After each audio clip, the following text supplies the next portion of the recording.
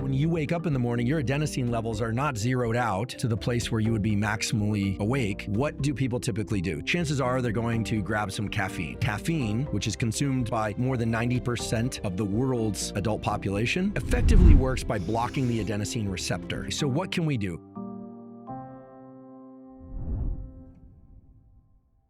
Adenosine is an incredibly interesting molecule. It exists in the brain and body. It accumulates with the number of hours that you're awake. So the longer you're awake, the more adenosine accumulates. It does many things in the brain and body. One of the most important things that it does is to give us the subjective experience of feeling sleepy and the objective feeling of our body being fatigued, of feeling literally heavier, requiring more energy to move ourselves. When we sleep and when we allow ourselves to go into states of deep rest that are similar to sleep, the adenosine system is adjusted so that there's less effective adenosine circulating or bound to adenosine receptors. Caffeine, which is consumed by, it's estimated, more than 90% of the world's adult population, effectively works by blocking the adenosine receptor. However, when caffeine wears off, the adenosine that was around trying to bind to those receptors is still around. In fact, it's accumulated even more, which at least partially explains the so-called caffeine crash, or the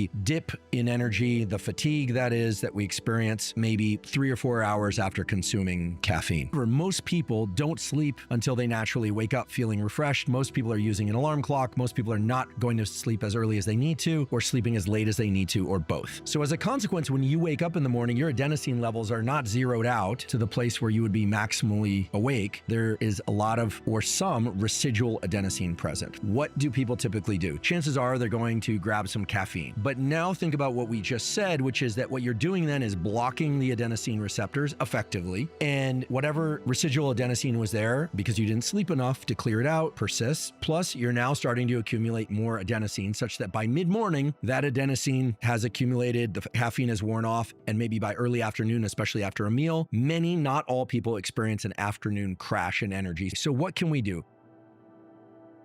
Some years back, I started suggesting that people consider, if they have an afternoon crash in energy, that they delay their morning caffeine intake for 90 minutes after waking. By delaying caffeine for the first 60 to 90 minutes after waking, there's an interesting phenomenon whereby even though you are out of bed and walking around, you're not asleep, if you don't block those adenosine receptors, there's still clearance of adenosine occurring. So by delaying your caffeine for the first 60 to 90 minutes after waking, but making sure that you hydrate, get your electrolytes, you are clearing out the adenosine that is residual in your system. Now, why do I also keep harping on this idea of going out and getting bright light in your eyes, ideally sunlight, but especially on cloudy days, but if it's not out yet, you can turn on bright lights. Well, when one does that, you actually amplify the naturally occurring peak in cortisol that occurs soon after waking. So about 30 minutes before waking, your cortisol starts to rise. It's part of the mechanism that wakes you up without an alarm clock. As soon as you get out of bed and you start moving around, that cortisol increases further. Your body temperature, by the way, is increasing in parallel. When you view bright light, and these are very well-established studies in humans, as well as animal models, but in humans, when you view bright light, 10,000 lux indoor light if you're using a seasonal affective disorder treatment lamp, or getting outside even on a cloudy day and looking toward the sun, looking east in the morning, without sunglasses, eyeglasses and contacts fine, you induce a near 50% increase in the height of that cortisol peak.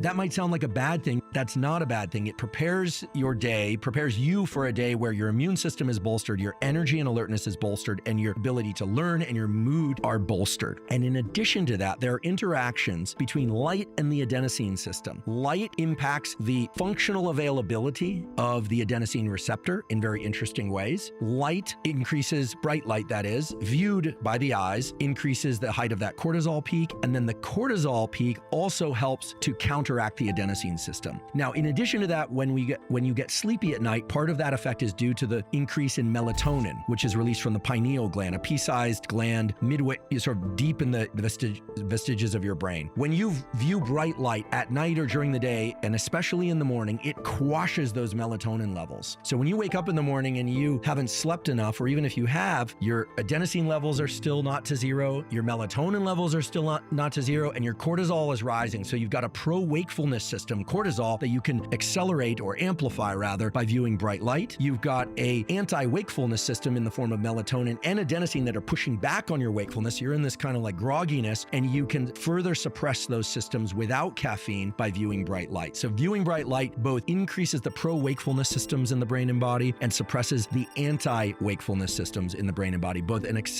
pushing down on the accelerator of wakefulness and mood and alertness and reducing the brake, right? Otherwise, you're sort of trying to drive with the emergency brake on. Then, if 60 to 90 minutes later, you ingest caffeine, now you're blocking the adenosine receptor, and you're now in a position where the arc of your wakefulness is going to be in nice concert with the also increase in adenosine that's naturally going to accumulate throughout the day. And again, there's no requirement to delay your caffeine 60 to 90 minutes after waking, but for people that experience a marked afternoon crash, it's an incredibly effective way to offset partially or eliminate that afternoon crash.